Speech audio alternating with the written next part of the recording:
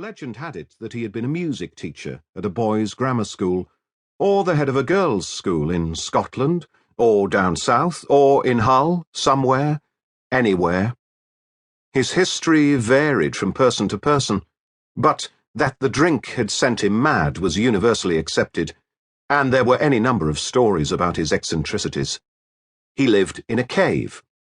He had killed someone in Whitehaven with a hammer. He had a daughter somewhere.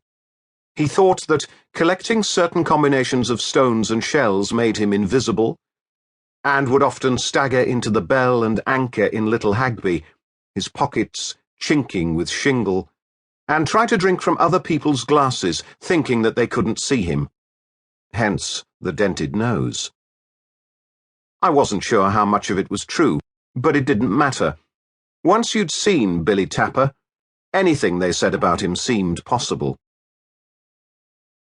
We first met him in the pebble-dashed concrete bus stop on the one road that skirted the coastline from Morecambe down to Knott End. It would have been 1973, when I was 12 and Hanny 16. Father wasn't with us.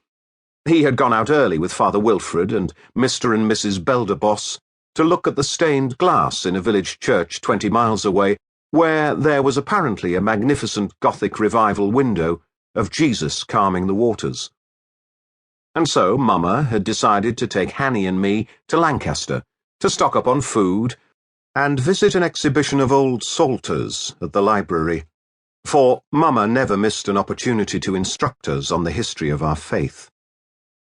It looked like Billy was going the same way, from the piece of cardboard strung around his neck, one of the several dozen that made it easy for the bus drivers to know where he was supposed to be going. The other places he'd either been to or might need to visit revealed themselves as he stirred in his sleep. Kendal, Preston, Manchester, Hull. The last being where his sister lived, according to the square of bright red card that was attached to a separate shoestring necklace and contained information that might prove invaluable in an emergency, with his name, his sister's telephone number, and a note in block capitals that he was allergic to penicillin. This particular fact intrigued me as a child, and I wondered what would happen if he was given penicillin, whether it could possibly damage him any more than he had damaged himself already.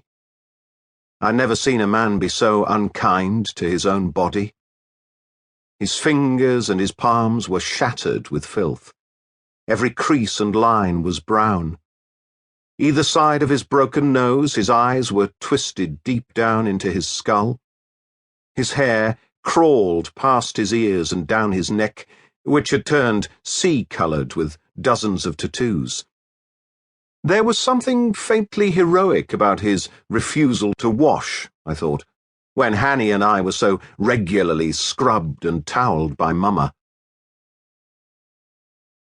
He slumped on the bench, with an empty bottle of something evil lying on its side on the floor and a small, mouldy-looking potato in his lap, that comforted me in a strange way.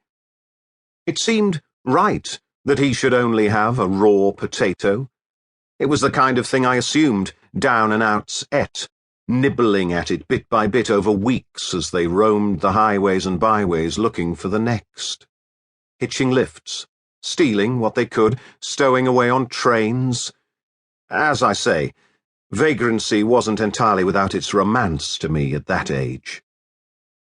He talked to himself in his sleep, scrunching his pockets, which, like everyone said, sounded as if they were full of stones, complaining bitterly about someone called O'Leary, who owed him money and had never given it back to him, even though he owned a horse.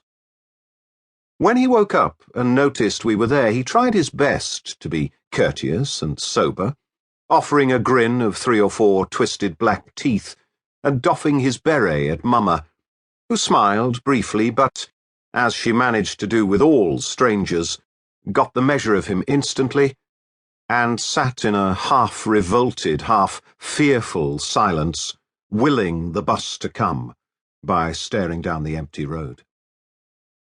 Like most drunks,